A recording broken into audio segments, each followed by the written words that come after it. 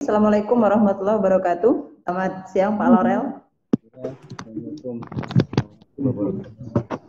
Saudara-saudara sekalian, hari ini kita akan memasuki materi sistem hukum nasional.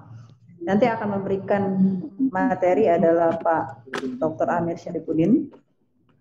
Materi yang akan disampaikan oleh Pak Amir adalah lanjutan dari materi yang kemarin, bisa membahas tentang pembidangan hukum, dan juga akan membahas tentang sistem hukum perundang-undangan. Jadi silakan nanti kepada para peserta, kalau ada yang mau didiskusikan, ditanyakan atau mau ditanggapi dari materi beliau, nanti silakan. Untuk nanti kalau mau mengajukan pertanyaan langsung saja raise hand dan bukan mikrofonnya masing-masing. Baik, saya rasa itu saja pembukaan dari saya. Saya persilakan kepada Pak Amir Syarifuddin. Apakah sudah? Ya, saya persilakan Pak Amir Syarifuddin. Assalamualaikum warahmatullahi wabarakatuh. Waalaikumsalam warahmatullahi wabarakatuh. Pak, masih lanjut ya, sistem pembidangan hukum ya. Nah, tempo hari harus masih diingat pengertian sistem. Sistem itu adalah suatu keseluruhan yang terdiri dari beberapa bagian dan antara bagian-bagian itu punya hubungan satu sama lainnya. Ya. Dan tentu di dalam pengertian tadi bagian pasti lebih kecil daripada keseluruhan. Itu logikanya begitu. Jadi bagian tadi tentu lebih kecil dari keseluruhan, dan kalau seluruh bagian-bagian itu digabung dalam suatu rangkaian yang punya makna, itu menjadi suatu sistem keseluruhan. Ya. Nah, sekarang kita masuk hukum. Dulu orang membedakan sistem pembidangan hukum itu menjadi hukum publik dan hukum privat, ya, hukum publik dan hukum privat. Hukum publik terdiri dari hukum tata negara, hukum administrasi negara, dan hukum pidana. Kemudian hukum privat terdiri dari hukum dagang, hukum perdata. Nah, hukum perdata mencakup hukum tentang orang, hukum tentang harta kekayaan, hukum tentang keluarga, dan hukum waris. Nah, inti dari pembidangan tadi bahwa hukum publik mengatur kepentingan umum dan hukum privat mengatur kepentingan pribadi. Nah, gitu. Nah, tapi pembidangan yang demikian itu kabur, ya, kabur. Artinya,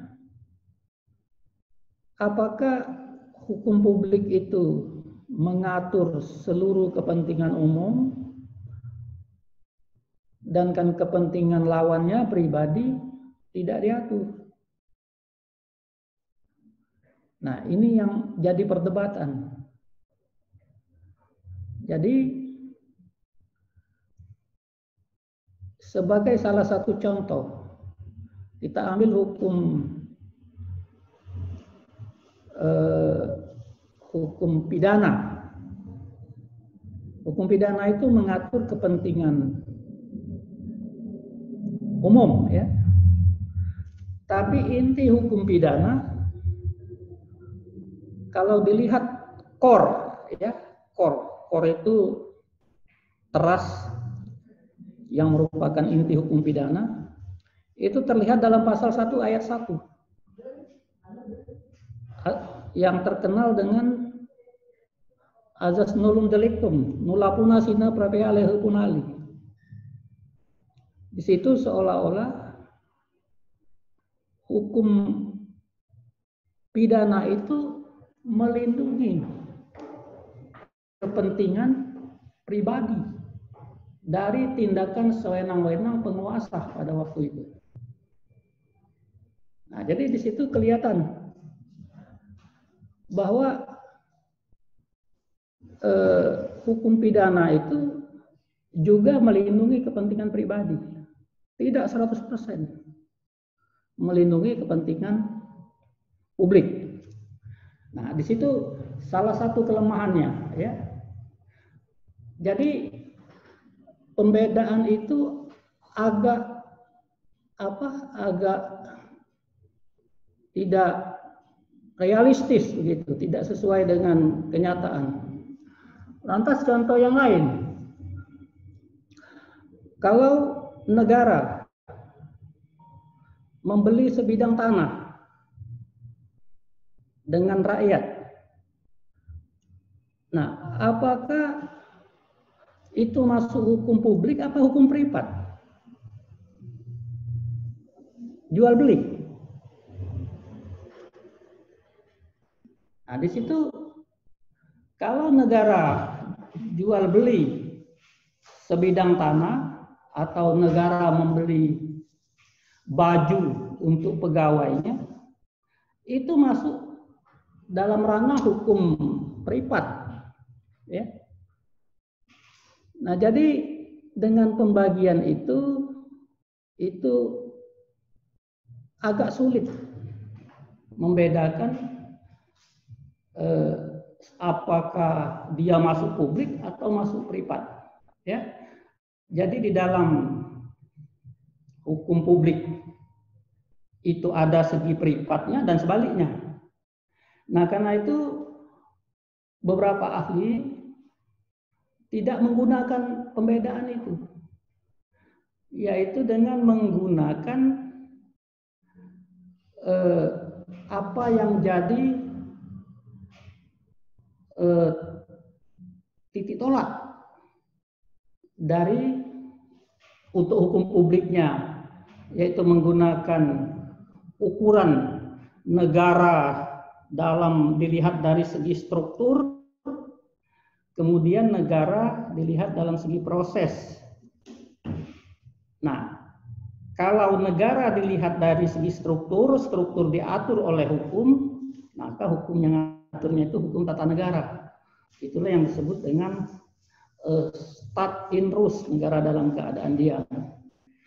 Tapi kalau negara itu melaksanakan kekuasaannya, melaksanakan peranannya, maka itu disebut negara sudah bergerak.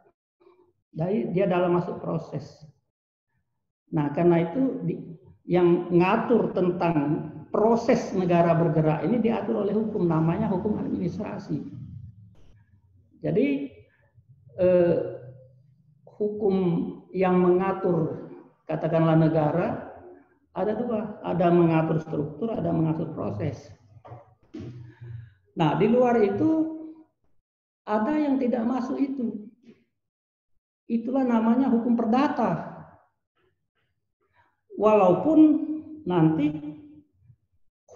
hukum perdata itu sendiri dibuat oleh negara, ya. Dibuat oleh negara. Dan warga boleh bikin hukum juga, tapi tidak boleh bertentangan hukum yang dibuat oleh negara. Nah, karena itu di dalam pasal 1338 dikatakan perjanjian adalah dianggap sebagai undang-undang bagi pihak yang membuatnya, bagi pihak yang membuatnya. Tapi untuk dikatakan sebagai undang-undang, maka hukum yang dibuat oleh warga negara itu tidak boleh, harus memenuhi syarat yang tercantum dalam 1320. Ya. Jadi artinya warga juga boleh bikin hukum, tapi tetap di bawah naungan izin hukum negara. Nah, gitu. Nah, sekarang Pak ingin membedakan hukum perdata itu, kalau nggak salah Aser membedakan jadi 4. Satu, hukum yang mengatur tentang orang, subjek hukum. Kemudian subjek hukum ini dalam perkembangannya bisa mengumpulkan harta, maka timbullah yang kedua, hukum harta kekayaan. Sudah hukum harta kekayaan, dia kaya, katakanlah dalam proses sosiologisnya dia berkeluarga, maka timbullah hukum keluarga yang ketiga. Sudah keluarga, tua bangka, mati, meninggalkan harta, timbullah waris. Nah, ya. Jadi ada 4 hukum perdata. Nah, sekarang kalau orang melanggar hukum tata negara, itu ada sanksi tata negara. Umpamanya seorang presiden korupsi, itu melanggar hukum tata negara. Nah, tetapi supaya presiden ini takut korupsi, umpamanya, maka diancam dengan hukum pidana. Jadi dia melanggar hukum tata negara, tapi ada ancaman pidana juga. Gitu juga pegawai negeri menggelapkan uang, itu melanggar hukum administrasi. Tetapi supaya dia takut mengulangi, diancam dengan hukum pidana. Jadi di dalam hukum tata negara ada segi pidana yang ngaturnya. Hukum administrasi juga ada pidananya.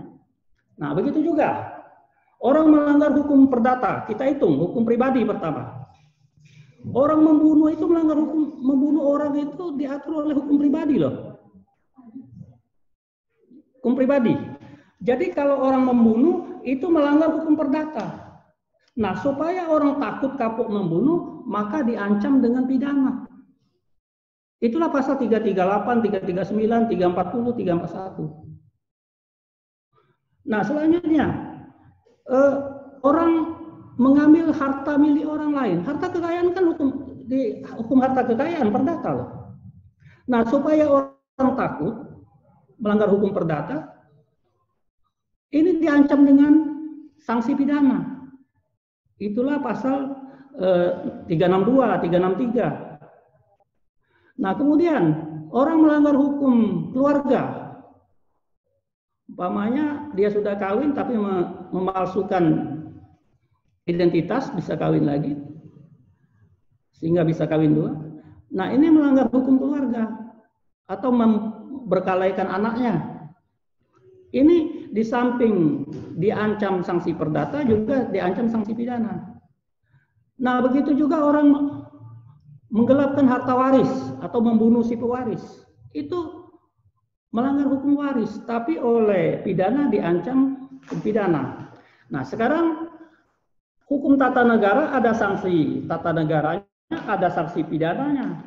Administrasi ada sanksi administrasi, ada sanksi pidananya. Hukum perdata ada sanksi perdata, ada sanksi pidana. Nah, waktu timbul paham kodifikasi namanya, paham yang ingin menyatukan satu jenis hukum ke dalam kitab undang-undang, ya, untuk mencapai 3 hal. Pertama, kesatuan hukum, 2, kesederhanaan hukum, 3, kepastian hukum.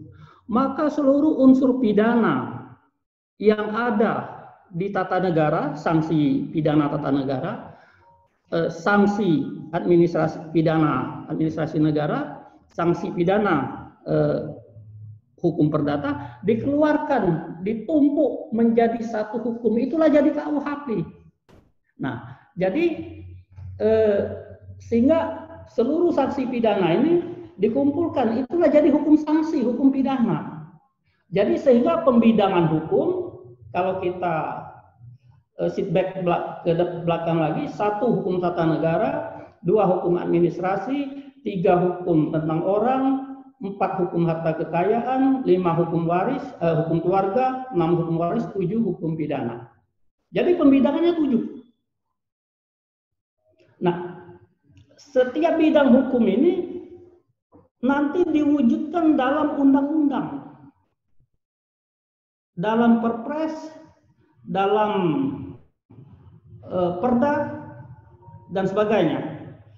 Tidak ada satu undang-undang itu yang murni 100% tata negara, 100% administrasi negara, 100% hukum tentang orang, 100% hukum tentang waris, 100% hukum tentang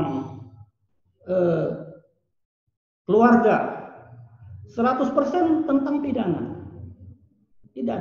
Yang ada satu undang-undang itu ada yang lebih banyak segi perdatanya, ya, umpamanya ngatur tentang orang, mengambil porsi yang banyak, porsi sedikitnya ada administrasi, kemudian ada sanksi pidana. Begitu. Contoh, seperti Undang-Undang Pokok Agraria nomor 5 tahun 60 ya. Itu kan ngatur harta kekayaan. Harta kekayaan tanah itu. Itu kan asalnya dari buku kedua BW ya. Semenjak ada Undang-Undang Pokok Agraria itu sudah dikeluarkan sehingga buku kedua agraria tidak berlaku lagi. Nah, jadi hukum agraria itu kebanyakan perdataan. Tapi di situ ada juga segi tata negara, yaitu Badan Pertanahan Nasional. Badan Pertanahan Nasional itu tata negara itu. Kemudian kalau tata negara ini mengeluarkan sertifikat, memproses surat segala macam untuk mengeluarkan sertifikat hak milik, hak guna bangunan, hak guna usaha, hak numpang itu segi administrasi. Nah, jadi kalau ada pelanggaran dalam segi administrasi, itu ada sanksi administrasinya. Tapi kalau juga ada sanksi pidananya. Nah, oleh karena itu nanti di dalam Undang-Undang nomor 5 tahun 60 itu, kita bisa lihat porsi mana yang paling banyak. Porsi buku kedua BW yang sudah dikeluarkan tanah, itu perdata. Kemudian administrasi negaranya, Badan Pertanahan Nasional, dan segala proses untuk penerbitan hak milik, hak guna usaha, hak guna bangunan itu. Kemudian ada sanksi pidananya. Jadi setiap bidang hukum, apa namanya undang-undang, itu tidak ada yang murni 100% memuat satu bidang hukum. Dia paduan di setiap bidang hukum. Jadi itulah yang sering saya katakan, kalau ada bidang hukum ya yang di luar 7 tadi, hukum tata negara, hukum administrasi, hukum perdata yang terdiri dari 4, hukum pidana, itu paduan dari 4 atau 5 bidang hukum yang ada di situ. Seperti Undang-Undang 5 tahun 60 tadi. Itu ada tata negaranya, ada administrasi negaranya, ada harta kekayaan, ada sanksi pidananya. Walaupun sanksi pidana itu hanya berapa? 2 pasal kalau nggak salah. Ya. Nah, kemudian juga kalau kita lihat semua undang-undang yang ada, seperti hukum perburuan, ya. Hukum perburuan itu apa masuk perdata, apa masuk administrasi, apa masuk tata negara? Nah, sudah jelas ya bahwa soal upah mengupah, buruh majikan itu soal perdata. Sudah jelas itu. Tapi ada nggak campur tangan administrasi negara di situ? Ada, umpamanya soal upah minimal dan sebagainya itu. Ada nggak sanksi pidananya? Ada di undang-undang perburuan itu. Nah, jadi kesimpulannya setiap undang-undang itu tidak ada 100% yang memuat satu bidang hukum. Dia paduan, ya paduan. Tapi dalam paduan itu ada porsi tata negara aja, Pak, sedikit, administrasi sedikit, perdatanya banyak, gitu. Dalam perdata juga bisa dirinci lagi, undang-undang perkawinan, segi perdatanya sedikit, tapi sisi keluarganya banyak, ya. Sisi keluarganya banyak. Sanksi pidananya ada sedikit. Pasal berapa itu? Pak lupa itu. Ya. Nah, kira-kira sampai di sini bisa nggak kira-kira memahami apa yang Pak temukan?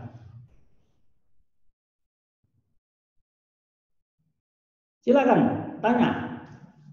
Kalau tidak ada, Pak lanjut. Ya. kita sering menyebut istilah hukum ya, pengertian hukum yang dikemukakan oleh Immanuel Kant, bahwa dari dulu sampai sekarang orang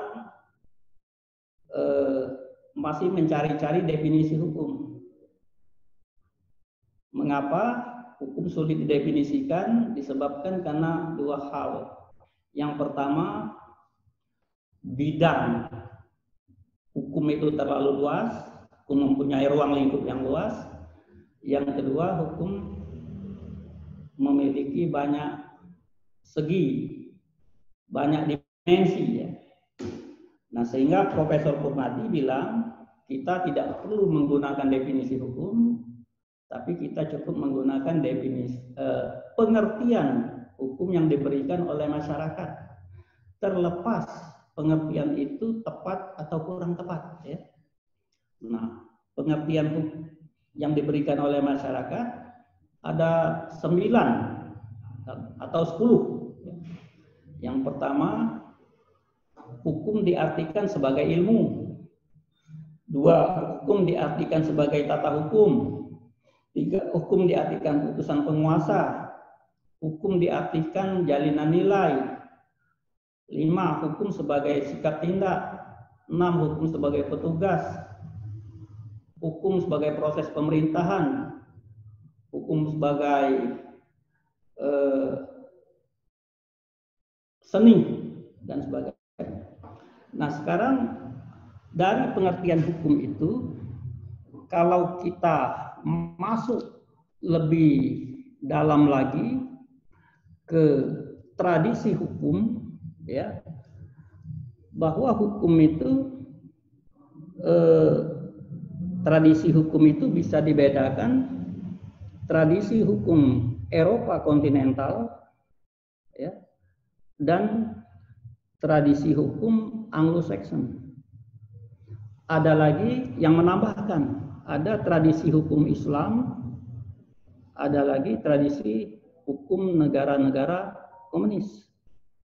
Tapi yang populer di dalam teori itu, bidang hukum tradisi hukum itu hanyalah Eropa kontinental dan Anglo-Saxon. Nah, dalam pengertian orang Eropa kontinental, bahwa yang dimaksud hukum itu adalah hukum putusan penguasa, ya. Hukum putusan penguasa itulah namanya undang-undang. Nah, kembali sedikit dalam ilmu perundang-undangan, undang-undang itu memiliki dua pengertian. Satu, undang-undang dalam arti formil, yaitu undang-undang yang dibuat oleh badan legislatif. Badan legislatif di Indonesia ini dipegang ada dua badan, yaitu satu presiden, 2 DPR. Nah, jadi apabila presiden dan DPR bikin keputusan, wujudnya namanya undang-undang. Jadi undang-undang dalam arti formil adalah undang-undang yang dibuat oleh presiden bersama DPR. Nah, sedangkan undang-undang dalam arti material adalah setiap putusan penguasa, penguasa itu bisa DPR, bisa presiden, bisa gubernur, bisa pemerintah daerah, putusan penguasa yang isinya mengikat umum. Jadi undang-undang dalam arti material itu bisa masuk perda, bisa peraturan gubernur, bisa peraturan bupati, bisa peraturan presiden, dan selanjutnya. Jadi kembali, dalam tradisi hukum Eropa kontinental, sumber hukum yang utama itu hanyalah undang-undang. Di luar undang-undang itu semacam nilai sosial budaya, ya, yang bersifat prapositif, yang belum ditetapkan oleh penguasa sebagai undang-undang. Jadi seperti hukum Islam itu bukan hukum menurut pandangan pandangan Eropa kontinental, bukan hukum itu. Karena hukum Islam belum pernah ditetapkan sebagai hukum oleh penguasa. Nah, kalau umpamanya Presiden dan DPR menetapkan Al-Quran dan Al-Hadis itu kletok jadi undang-undang, itu baru putusan penguasa. Nah, itulah hukum. Ya. Jadi kembali kepada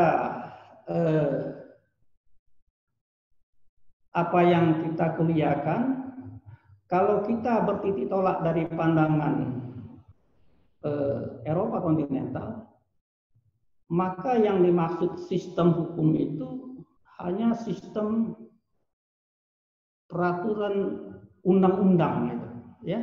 Yang lain bukan hukum. Nah, begitu juga pernah ditanya orang, kira-kira bagaimana struktur dari hukum Islam yang dikuliahkan di Fakultas Hukum, hukum adat, dan hukum internasional. Nah, sebenarnya kalau saya berpendapat bahwa struktur hukum Islam itu strukturnya sama dengan 7 pembidangan hukum tadi, ya, sama. Jadi kita tinggal menambahkan hukum tata negara Islam, ya. Yang kedua, hukum administrasi Islam. Yang ketiga, hukum pribadi Islam. Yang keempat, hukum harta kekayaan Islam. Yang kelima, hukum keluarga Islam. Yang keenam, hukum waris Islam.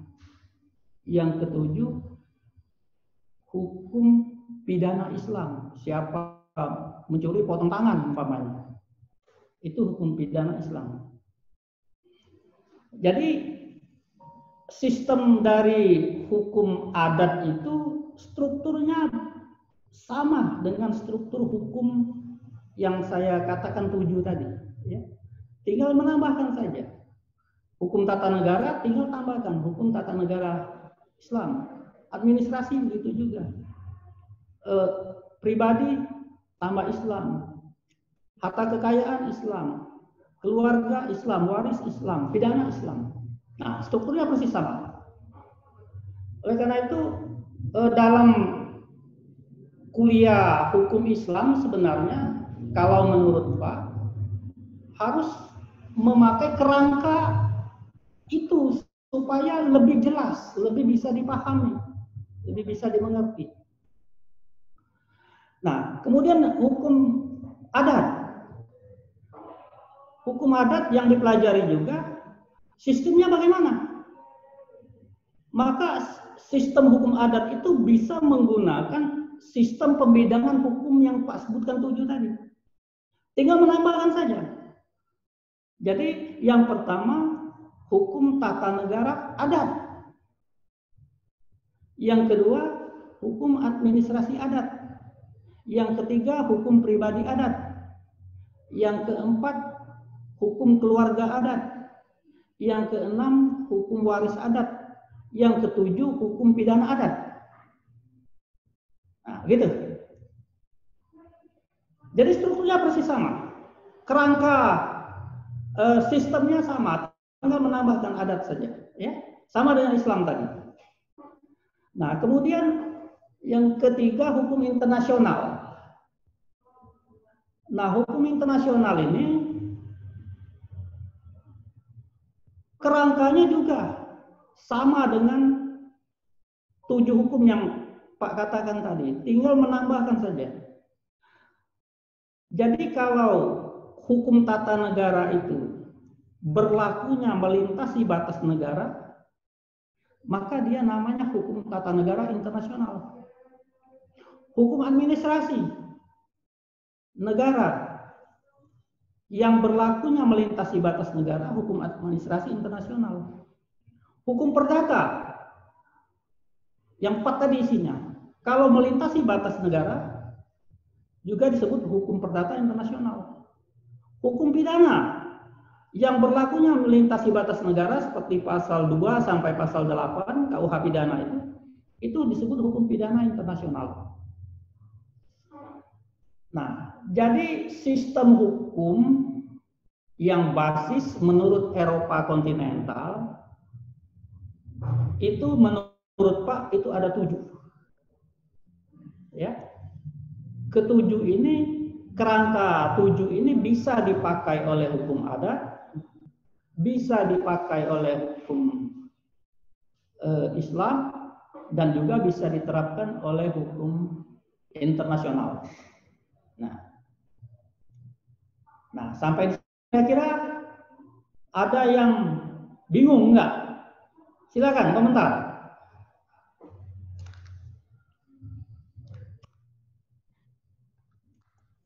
Saya, Pak. Komentar. Ya. Tadi kan Pak, kan ada istilah hukum, kalau ada hukum tata negara itu dalam itu, saya di sini berbicara soal tataran akademis Pak ya, bukan bicara soal rasisme atau SARA dan sebagainya, tapi saya di sini hanya dalam tataran akademis diskusi. Jadi ketika ada teori komunikasi di awal yang Bapak sebutkan tadi, apakah mengapa demikian dalam, kalau kita mengakui hukum Islam itu sebagai salah satu dari hukum nasional, bukan hukum baku ya, dalam kata berunsur lah dalam hukum ini selain hukum Eropa kontinental tadi. Mengapa ada kodifikasi tentang hukum Islam? Dan begitu juga dengan hukum adat, itu saya pertanyaan. Kenapa tidak dikodifikasi hukum Islam dan hukum adat ya? Nah, saya Pak teringat ya, waktu Indonesia masih berstatus negara jajahan, disebut Netherlands India Belanda ya, itu ada semacam undang-undang dasar yang ngatur. Undang-undang dasar Hindia Belanda itulah yang disebut dengan Indische Staatsrechtling, IS, ya, IS. Jadi IS itu Undang-Undang Dasar Negara Hindia Belanda. Nah, di dalam pasal 163 IS itu tidak ada kesamaan di depan hukum, itu diatur. Golongan penduduk Hindia Belanda itu ada 3. 1 golongan Eropa, ya. 2 golongan Timur Asing, 3 golongan Bumi Putra. Nah, kita masuki Eropa. Yang dimaksud Eropa itu semua orang Eropa. Dan ada yang bukan Eropa, yaitu Jepang dan Korea.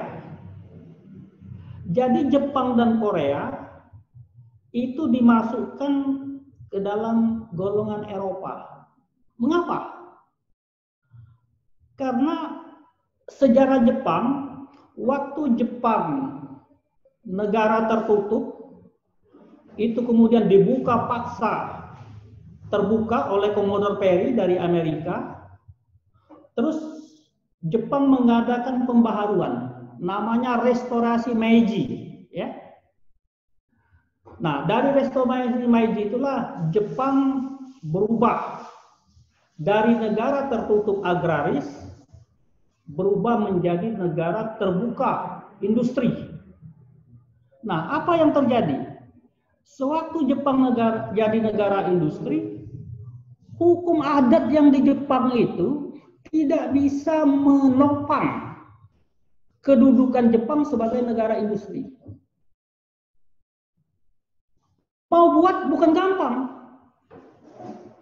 Jadi Jepang kebingungan kira-kira waktu itu. Bagaimana? Kita mau kontrak, mau hubungan dengan orang, mau jual beli. Maka Jepang, penguasa Jepang itu mengambil oper hukum perdata Jerman. Ya. Jadi hukum perdata adat Jepang tidak mampu menopang perkembangan industri Jepang itu sendiri. Jadi dia ngambil oper hukum perdata Jerman. Nah, karena dia sudah pakai hukum perdata Jerman, kira-kira maka Jepang digolongkan oleh Hindia Belanda masuk golongan Eropa. Nah, begitu juga Korea. Korea waktu berubah jadi negara industri, hukum adat Korea itu tidak mampu menopang kedudukannya sebagai negara industri. Oleh karena itu Korea mengambil oper hukum perdata Perancis. Ya. Nah, sekarang kenapa kita tidak mengkodifikasi hukum perdata, hukum adat, hukum Islam? Apa yang ada, konsep-konsep dasar seperti ada di dalam hukum adat itu tidak mencukupi untuk dibuat agak sejajar dengan hukum perdata Eropa itu. Hukum perdata Eropa itu kan sebenarnya hasil karya orang Romawi ya, yang tercantum dalam CIS, Corpus Juris Civilis ya, yang kemudian diambil oper oleh Prancis, dari Prancis diambil oper oleh Belanda, Belanda melakukan azas konkordansi dilakukan di Hindia Belanda. Jadi kenapa kita tidak bisa mengkodifikasi hukum Islam? Karena pengertian-pengertian dasar, konsep-konsep dasar di dalam hukum Islam dan dalam hukum adat itu tidak sehebat konsep-konsep yang ada di dalam hukum perdata Jerman dan hukum perdata Prancis. Nah, jadi bagaimana kalau kita mau menjadikan hukum itu sebagai, mau dikodifikasi jadi sebagai hukum nasional? Di situ kelemahannya. Nah, saya ingatkan lagi ya, bahwa menurut Mewison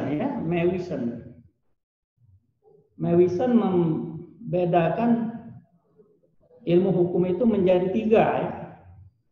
Nomor 1 disebutnya dogmatik hukum. Nomor 2 teori hukum. Nomor 3 filsafat hukum. Nah, ya. Dogmatik hukum itu apa? Dogmatik hukum itu intinya membicarakan kira-kira perundang-undangan, proses pembuatan, pembentukan, pelaksanaannya, kemudian hubungan perundang-undangan itu ke samping, ke kiri yang sederajat, kemudian membicarakan hubungan undang-undang yang atas dengan yang bawah dengan yang tengah. Itu namanya sering disebut dengan taraf sinkronisasi baik vertikal maupun horizontal. Ya, di situ. Nah, jadi kembali ke apa?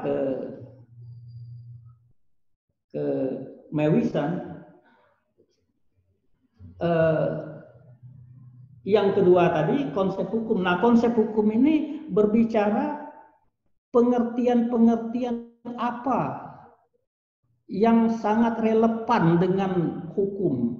Pengertian-pengertian apa? Itu konsep hukum. Umpamanya pengertian subjek hukum, pengertian hak dan kewajiban, ya, pengertian badan hukum, pengertian tentang negara hukum. Itu konsep-konsep hukum. Ya. Nah, konsep hukum yang ada di dalam hukum adat maupun hukum Islam tidak selengkap konsep hukum yang ada di dalam dunia ilmu hukum kita ini. Nah, sehingga waktu mau dijadikan undang-undang, konsep hukumnya ini nggak ada. Sehingga di situ kesulitannya mau menjadikan hukum Islam, hukum adat itu mau dikodifikasi. Nah, yang ketiga, filsafat hukum. Filsafat hukum ini bidang kajiannya adalah azas hukum, kata Mewison. Nah, jadi pembagian ilmu hukum 3 ini, yang pertama dogmatis hukum, inilah bidang kajian kalau saudara membuat skripsi. Jadi skripsi itu bidang kajiannya itu adalah mengenai dogmatik hukum, membicarakan pembentukan, pengundangan, pelaksanaan, taraf sinkronisasi vertikal horizontal dari perundang-undangan. Nah, kalau saudara S2 bikin namanya tesis. Nah, tesis ini pokok bahasannya bukan lagi isi perundang-undangan yang jadi materi dogmatik hukum, tapi dia sudah mengkaji teori konsep hukum yang dipelajari oleh teori hukum tadi. Jadi kalau bikin tesis, pokok kajiannya adalah konsep hukum. Nah, jangan sampai nanti kamu bikin tesis tapi isinya isi dogmatik hukum. Jadi kulit luarnya tesis, isinya skripsi, ya dia nggak boleh itu.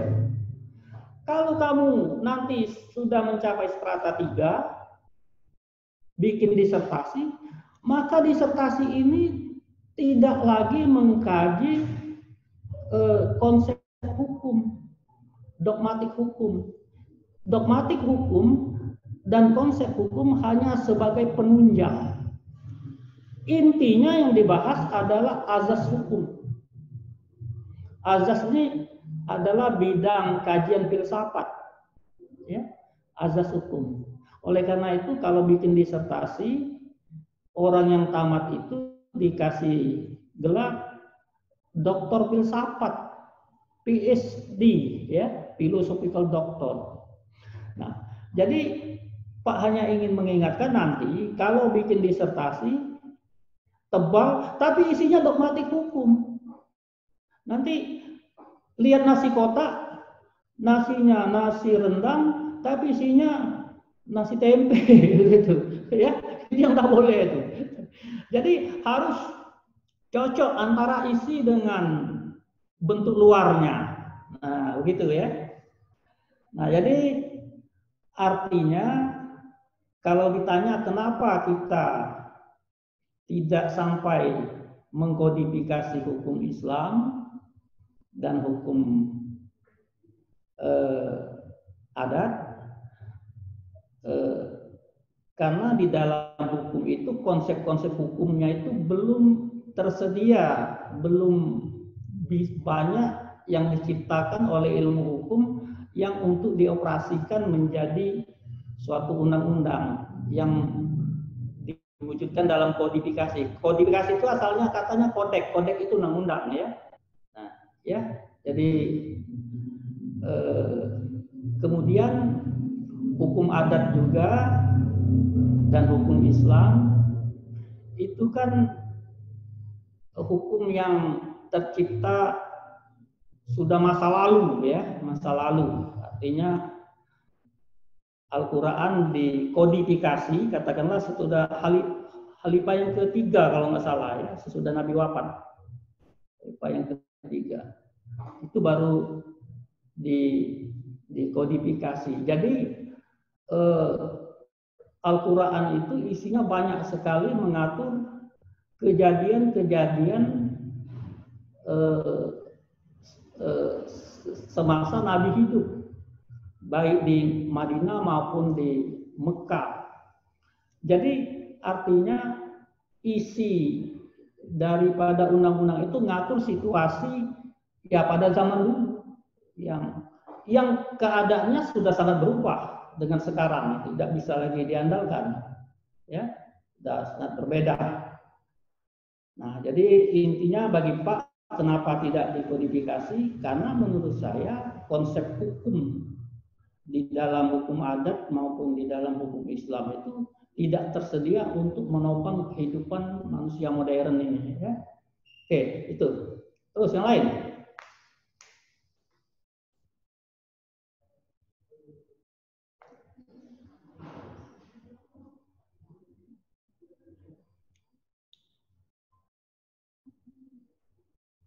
Nah, kalau tidak ada, Pak lanjut sedikit. Jadi kalau kita kembali ke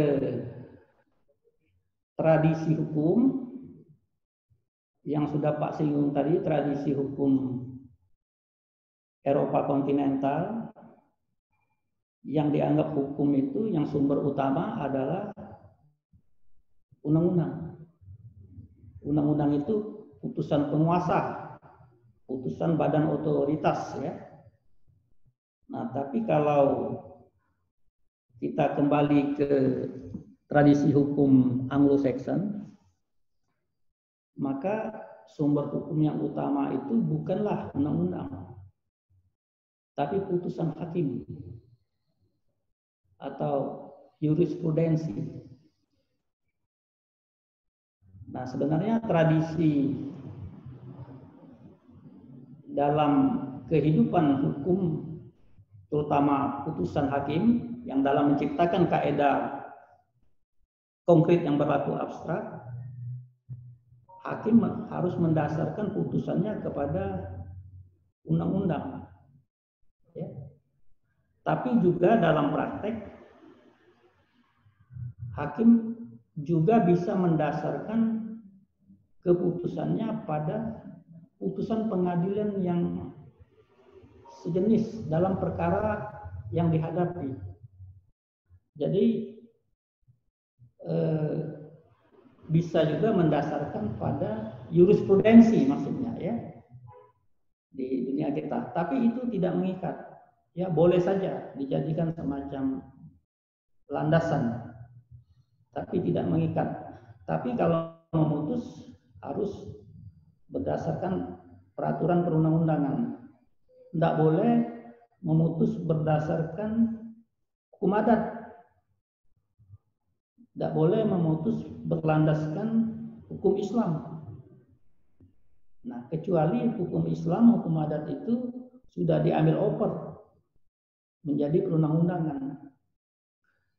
Nah, jadi banyak sekali konsep-konsep hukum adat, bukan banyak sekali, ada 1-2 konsep hukum adat yang dijadikan semacam undang-undang, tapi hanya sebagian kecil, yaitu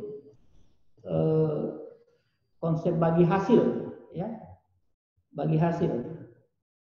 Konsep bagi hasil itu kira-kira berusaha bersama-sama, keuntungan bagi, apa 50-50, apa 40-60, apa 70-30, apa. Nah, itu diambil dari konsep hukum adat yang namanya paroan. Ya. Nah, itu diambil open jadi apa? Produksi bagi hasil, production sharing, ya. Production sharing. Nah, begitu juga konsep hukum Islam, umpamanya yang diambil oleh undang-undang seperti pengertian kawin. Kawin adalah ikatan lahir batin antara seorang pria dengan seorang wanita berdasarkan ini. Nah, itu diambil dari hukum Islam. Begitu juga azas monogami, ya. Azas monogami di kita itu tidak mutlak, artinya orang boleh berpoligami dengan memenuhi syarat-syarat tertentu. Jadi di situ ada konsep hukum Islam yang diambil over masuk dalam hukum keluarga Indonesia. Ya. Nah, itulah kira-kira penjelasan tambahan terhadap kenapa hukum Islam maupun hukum adat tidak dikodifikasi tadi, ya. Ada lagi?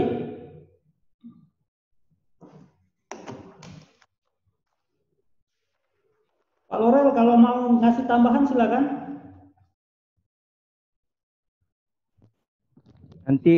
Nanti aja saya review, saya ikuti dulu. Ya. Pak Amir. Coba yang lain. Kalau Pak terus ngomong itu memang kurang baik, harusnya minimalan 40% kamu, 60% Pak.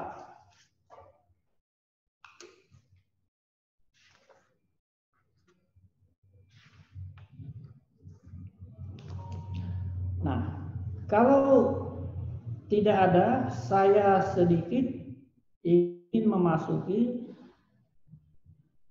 sistem dasar-dasar dari pengertian hukum, ya.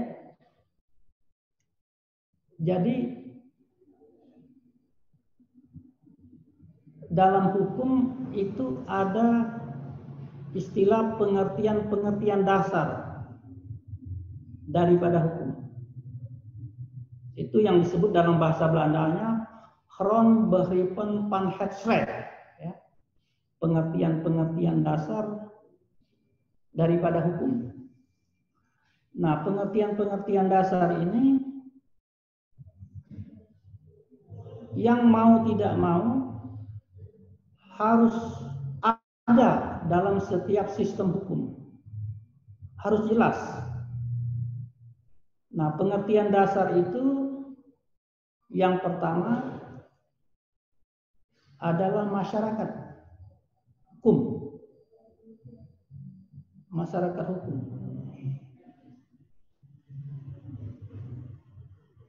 Masyarakat hukum adalah masyarakat kehidupan bersama yang diatur oleh hukum. Nah, apakah ada yang tidak? Ya ada. Ya, ada yang tidak. Nah, jadi persoalannya sekarang, apa kira-kira ukurannya suatu masyarakat perlu diatur hukum atau tidak diatur oleh hukum? Itu pertanyaannya begitu. Apa ukurannya?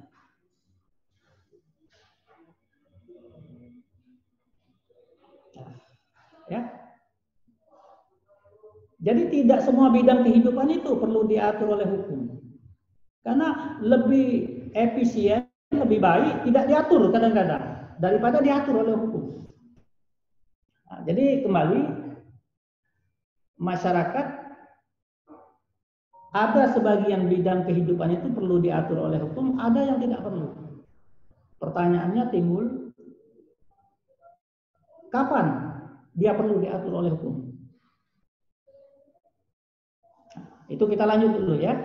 Nanti kamu pikir kapan itu perlu diatur. Itu pertanyaan yang perlu dijawab. Yang kedua, ya, pengertian dasar dari konsep dari hukum tadi, yaitu subjek hukum.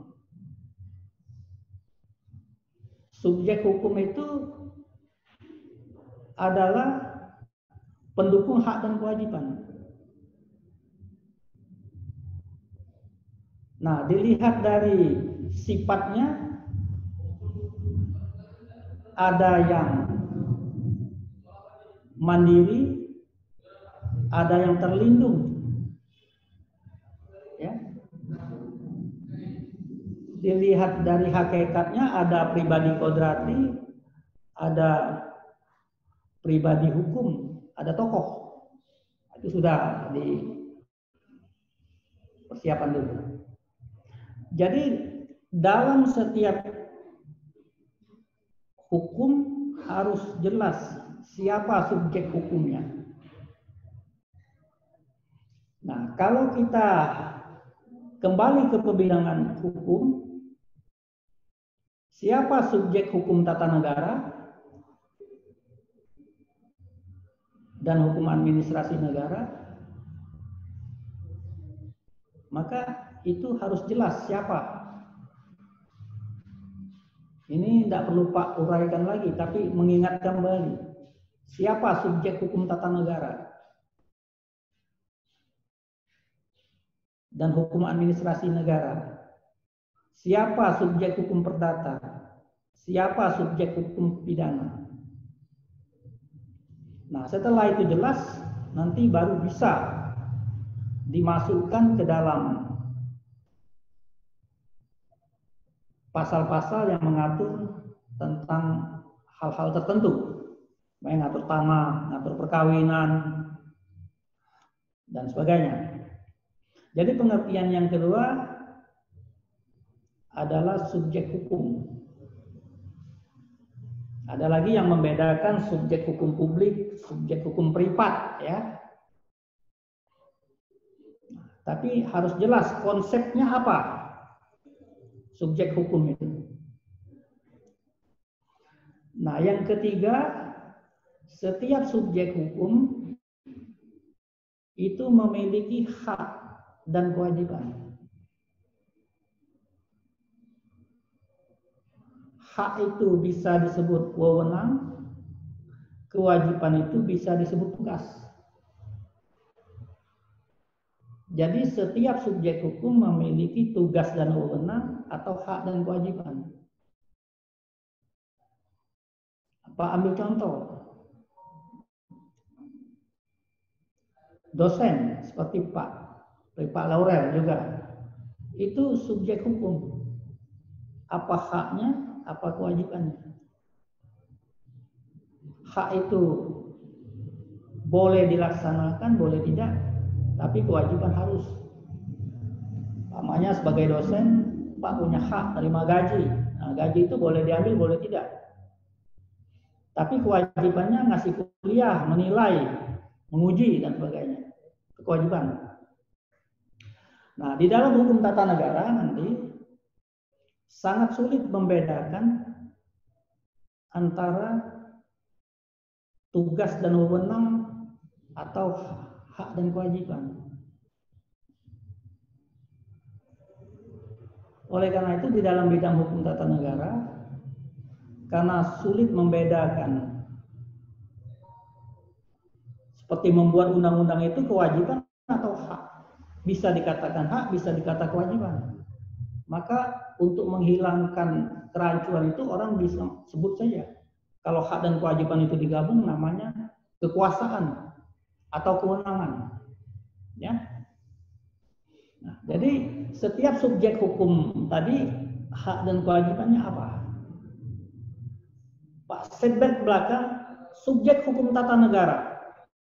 1. Lembaga negara. 2. Pejabat. 3. Warga.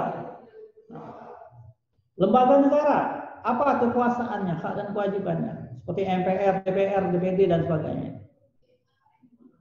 Kemudian, pejabat, anggota MPR, anggota DPR, itu hak dan kewajibannya apa? Atau kekuasaannya apa?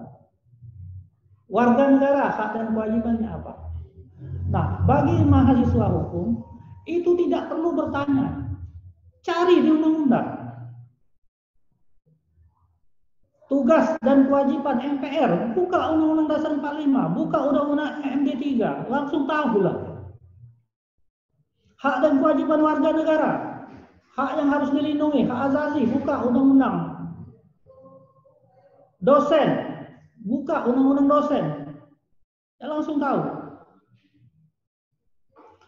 Nah, jadi yang ketiga, hak dan kewajiban. Nah, itu juga disebut kewenangan, ya, kewenangan. Nah, di dalam teori sosiologi, kewenangan itu disebut peranan, role. Nah, bagi sosiolog, peranan itu bisa dibedakan jadi 4. 1, peranan ideal, ya. Namanya polisi adalah pelindung rakyat. Nah, itu peranan ideal. Yang kedua, peranan yang seharusnya. Nah, itulah tugas. Polisi harus memberantas kejahatan. Yang ketiga, peranan senyatanya. yang nyata dilakukan polisi. Bisa jadi peranan seharusnya bertentangan dengan peranan senyatanya. Polisi harus memberantas judi umpamanya, tapi kenyataannya polisi pelindung judi. Nah, itu konflik peranan namanya. Yang keempat, peranan yang dianggap oleh diri sendiri. Ya. Orang bilang itulah namanya semacam kebebasan yang diberikan oleh petugas, yang didapat oleh petugas, oleh subjek hukum berdasarkan peraturan perundang-undangan. Nah, itu sering disebut juga diskresi, ya, prius Emerson. Jadi pengertian yang ketiga adalah hak dan kewajiban atau kekuasaan, atau dalam sosiologi disebut peranan. Nah, yang keempat, pelaksanaan peranan. Pelaksanaan hak dan kewajiban, pelaksanaan kekuasaan. Nah, untuk melaksanakan kekuasaan ini harus ada peraturan perundang-undangan yang memberi patokan. Nah, peraturan perundang-undangan yang memberi semacam pembatasan petunjuk untuk melaksanakan peranan atau melaksanakan hak dan kewajiban kekuasaan tadi, itulah dinamakan hukum administrasi. Ya. Jadi pelaksanaan peranan tadi itulah namanya proses negara dalam keadaan bergerak, role playing istilah sosiologinya, role playing. Jadi hukum administrasi, hukum yang mengatur pelaksanaan peranan, pelaksanaan hak dan kewajiban, pelaksanaan kekuasaan. Nah, yang keempat, kalau seorang lembaga hukum, subjek hukum seperti dalam tata negara, lembaga negara, pejabat, warga negara, melaksanakan peranannya, melaksanakan hak dan kewajiban, maka itu timbullah namanya peristiwa hukum. Ya. Suatu peristiwa, suatu kejadian yang diatur oleh hukum, yang akibatnya diatur oleh hukum. Peristiwa hukum. Nah, kemudian pengertian yang kelima, sesudah peristiwa hukum, maka harus jelas juga, yaitu kalau terjadi peristiwa hukum, itu timbullah hubungan hukum. Hubungan hukum. Hubungan hukum itu, kalau Pak ambil contoh yang sempurna, seperti hubungan penjual dengan pembeli, ya, dalam bidang hukum perdata itu. Hubungan antara provinsi dengan kabupaten, hubungan antar kabupaten, hubungan kabupaten dengan kota. Jadi ada hubungan di mana subjek hukumnya sama level, itu hubungan sederajat. Umpamanya gubernur dengan gubernur, bupati dengan bupati, menteri dengan menteri, itu sederajat. Tapi kalau hubungan gubernur dengan bupati, dengan wali kota, itu hubungan beda derajat. Itu juga dalam hukum keluarga. Hubungan bapak dengan orang tua, posisi bapak lebih tinggi dari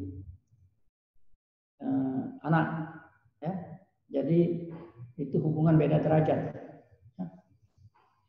Nah, kemudian yang terakhir, yang keenam, pengertian dasar itu, itulah dinamakan objek hukum. Objek hukum itu adalah kepentingan. Kepentingan itu bisa dibedakan kepentingan berwujud seperti mobil, rumah, dan kepentingan tak berwujud. Lah seperti hak cipta, hak paten, ya. Itu kepentingan. Kepentingan ini adalah sebenarnya objek yang memiliki nilai ekonomi. dalam bahasa Belanda kepentingan itu disebut belang, ya, belang. Belang itu ada yang berwujud, ada yang tidak berwujud. Nah, kalau seorang subjek hukum mempunyai kepentingan berwujud seperti rumah, itulah rumah itu benda. Itulah namanya hak kebendaan. Ya, hak atas benda, hak kebendaan. Jadi di dalam hukum harus jelas objek hukumnya apa. Kalau jual beli, objeknya mobil, ya. Umpamanya mobil itu objek hukum. Dalam perjanjian objek hukumnya apa yang dijadikan objek itu? Dalam bantuan hukum objeknya apa? Nah, jadi kembali Pak rangkum kembali bahwa dalam hukum itu terdapat pengertian-pengertian dasar daripada hukum. Grondbegrippen van het recht. Yang kalau dikategorisasi melalui taksonomi, taksonomi itu ilmu yang mengklasifikasi itu ada 6. 1. Masyarakat hukum, 2. Subjek hukum, 3. Hak dan kewajiban atau peranan atau kekuasaan atau wewenang, 4. Hubungan peristiwa hukum, 5. Objek hukum, 6. Hubungan hukum. Jadi dalam setiap membuat suatu undang-undang itu sendiri terdiri dari bab-bab bagian-bagian, itu juga merupakan sistem, ya, sistem yang bawahan, subsistem. Harus jelas konsep ke-6 pengertian itu. Kalau itu tidak jelas, nanti itulah yang disebut undang-undang yang kabur, obscure level. Nah, kalau kita hubungkan dengan teorinya Lohmann, setiap undang-undang yang memuat pengertian-pengertian dasar tadi juga harus dihubungkan dengan teori Habit-Lehr. Teori kekuasaan hukum, ya, Habit. Yang dibedakan jadi 4. 1. Personen Habit. Jadi kekuasaan hukum terhadap orang. Jadi artinya apa? Artinya hukum atau undang-undang yang dibuat itu mengatur person apa? Ya, mengatur person apa? Subjek hukum apa? Kalau dia undang-undang perkawinan, ya mengatur person yang mau kawin, person yang mau mengawinkan. Konsep hukum Islam yang diambil oleh hukum positif, ya, bahwa kawin itu adalah ijab qabul. Ijab itu serah, qabul itu terima dari wali wanita kepada seorang laki-laki. Ijab qabul itu konsep diambil dari hukum Islam. Jadi undang-undang perkawinan mengatur tentang person apa saja yang mau kawin, yang dikawinkan, wanita, laki-laki yang mau kawin, dan seterusnya. Jadi itu disebut kekuasaan hukum terhadap orang. Nah, yang kedua, kekuasaan hukum terhadap waktu. Itu yang disebut tid, T-I-Y-D. Tid, waktu, ya, time, kronos bahasa Latin. Kronos itu waktu. Jadi kekuasaan hukum terhadap waktu. Artinya hukum itu punya semacam kekuasaan tapi tergantung dengan waktu. Umpama Undang-Undang Nomor 1 tahun 74, itu kan waktunya mulai dari tahun 74 sampai dicabut. 74 ke bawah kan nggak laku dia. Begitu juga Undang-Undang 45. Itu kan mulai tahun 45 sampai ke depan. Nggak boleh maju ke belakang, mundur ke belakang. Jadi semua undang-undang itu dibuat harus prospektif, harus maju ke depan. Tidak boleh mundur ke belakang, retrospektif. Kecuali ada pengecualian, ya. Satu, pelanggaran HAM berat. Itu apa? Penghancuran suku, etnis itu. Pelanggaran HAM berat itu boleh mundur ke belakang. Itu ada pengecualian. Nah, jadi kata Lohman, kekuasaan hukum terhadap waktu. Jadi hukum dalam arti kata undang-undang itu ada waktunya, ya, waktu berlaku. Dia berlaku ke depan sampai dia dicabut atau dinyatakan tidak memiliki kekuatan hukum oleh Mahkamah Konstitusi. Ya. Nah, yang ketiga, kekuasaan hukum terhadap urusan itu zat habit namanya. Urusan. Jadi setiap hukum itu dia memiliki urusan tersendiri. Apa urusan harta kekayaan? Itulah hukum perdata tadi. Undang-undang pokok agraria itu urusannya urusan tanah, bukan urusan soal tata negara, soal pemilu, bukan itu ya. Jadi zat habit namanya. Nah, yang keempat, kekuasaan hukum terhadap ruang. Rium tehabit. Jadi hukum itu berlakunya dalam ruang tertentu. Seperti kaedah. Kaedah itu kan kaedah hukum, artinya mematoki. Kalau umpamanya kita punya tanah, itu ada patok.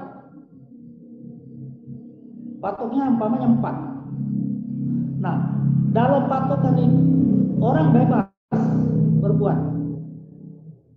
Nah, situlah kebebasan namanya, kebebasan bertindak. Hakim dalam menjatuhkan hukuman pencurian itu ada patokannya, minimal 1 hari, maksimal 5 tahun. Dia bebas di situ milih. Tinggal apakah milih 6 bulan, 6 bulan, setahun, segala macam. Nah, itulah diperlukan nilai-nilai sosial budaya seperti hukum Islam, nilai antropologi budaya, segala macam, sosiologi diperlukan di situ. Ya. Nah, jadi orang boleh berperilaku dalam ruang itu, ruang tahbid. Nah, keluar ruang itu penyimpangan namanya, penyimpangan kaedah. Apakah penyimpangan bisa dihukum? Belum tentu. Kalau penyimpangan punya dasar, itu disebut pembenaran. Kalau tidak punya dasar, itu penyelewengan. Penyelewengan terhadap hukum tata negara itu namanya excess de pouvoir, bertindak melebihi kekuasaan yang diberikan kepadanya. Menyimpang, menyeleweng dari hukum administrasi, itulah namanya detung nemang de pouvoir, penyalahgunaan kekuasaan. Itu bisa dipidana, bisa dikasih sanksi administrasi. Kemudian nyeleweng terhadap hukum perdata itu namanya apa? On pema terhadap. Ya. Perbuatan melanggar hukum kata orang dulu. Kalau dalam istilah pidana apa namanya itu? Wederstelek ya. Wederstelek. Nah, jadi kembali ke apa? Nyeleweng terhadap hukum pidana, itulah yang disebut dengan strafbarvid. suatu perbuatan yang bisa dipidana. Orang bilang ada itu sebut delik ya. Ada nyebutnya delik. Nah, jadi kembali bahwa hukum itu memiliki ruang lingkup berlakunya. Jadi seperti Undang-Undang Dasar 45, KUH pidana, ruang lingkupnya wilayah Indonesia, kecuali ada pasal 2 sampai pasal 8 Undang-Undang nomor 146 itu KUHP ya, Undang-Undang nomor 146 bisa melintasi batas negara. Itulah disebut hukum pidana internasional itu. Nah, jadi kembali di samping kita memahami pengertian-pengertian dasar yang ada 6 tadi, masyarakat hukum, subjek hukum, hak dan kewajiban, peristiwa hukum, objek hukum, hubungan hukum, maka diperlukan lagi hukum yang dibuat itu memiliki kekuasaan terhadap orang, ya. Personal habit namanya. Kekuasaan hukum terhadap wilayah reum terbit, kekuasaan hukum terhadap urusan zat habit, kekuasaan hukum terhadap waktu age habit.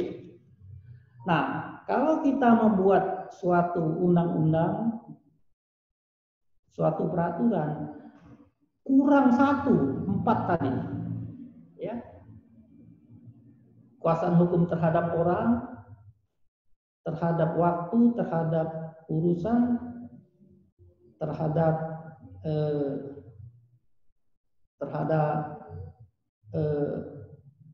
orang, itu kabur. Saya umpamakan bukan di bidang hukum, kamu bikin undangan, ya, undangan ulang tahun kamu ngundang teman, anggaplah undangan ini kira-kira undang-undang. Terus kamu tulis siapa yang diundang. Nah, itu personennya. Jadi yang kamu undang itu harus jelas tulisannya. Yang diundang ini Bapak Dr. Laurel Haider, umpamanya, MA, dosen Fakultas Hukum yang diundang. Jelas. Sesudah person yang diundang itu jelas, kemudian person yang mengundang. Yang mengundang saya, Dara Elisa Nopri Loka umpamanya. Kalau nama kamu tidak ditulis, kabur. Oh, siapa yang undang ini? Apa hantu? Apa setan? Ya? Jadi personnya harus jelas. Nah, yang kedua harus jelas itu waktu. Jadi kamu ulang tahun ini jam berapa, hari apa, pukul berapa, tanggal berapa. Nyebut hari Senin, tanggal nggak ada, Senin ini banyak loh, lah kabur. Jadi Senin tanggal sekian. Nah, Senin tanggal sekian itu waktunya banyak, 24 jam. Maka kamu harus jelas pukul 19 malam. Nah, itu jelas ya. Itu. Jelas dan terpilah kata Descartes itu. Jelas dan terpilah, clara et distincta namanya itu ya, clara et distincta. Nah, kemudian jadi itu habitnya ya. Waktunya, reum habit. Waktu jam berapa, hari berapa, hari apa. Nah, kemudian yang ketiga, zat habitnya. Undangan ini urusan apa? Nah, zatnya urusan ulang tahun. Jadi kamu harus jelas. Hadirilah ulang tahun saya. Sebab kalau zatnya kamu jelas, sebut ulang tahun, orang bisa bikin persiapan untuk ulang tahun.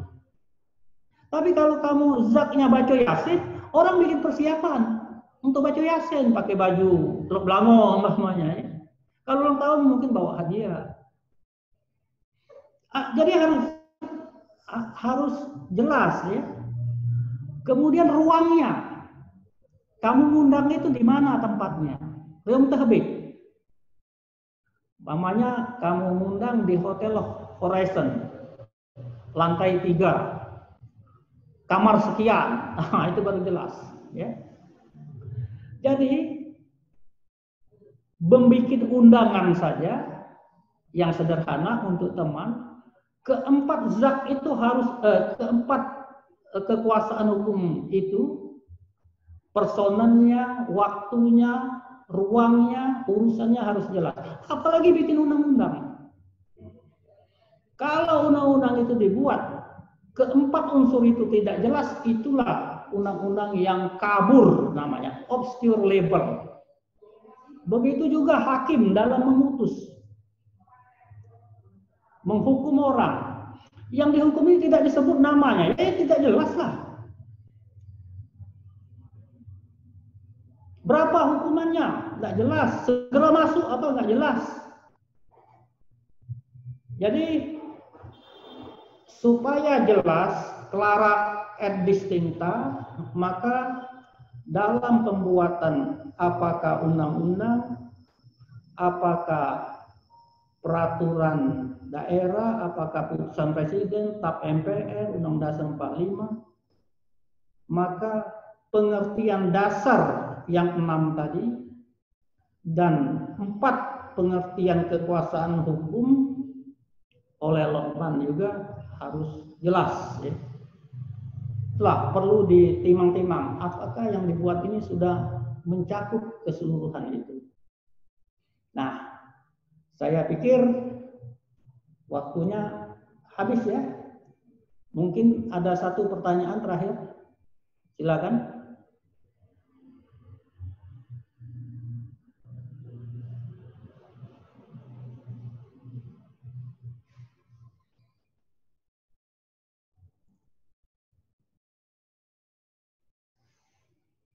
Rizky, nggak ada komentar? Siap, tidak Pak. Tidaknya ngerti atau nggak ngerti sama sekali? Mengerti Pak, sedikit. Ngerti sedikit. Ya, lumayan kalau sedikit. Memang tidak mungkin kamu mau mengerti 100% apa yang Pak kemukakan. Mengerti 10-20%.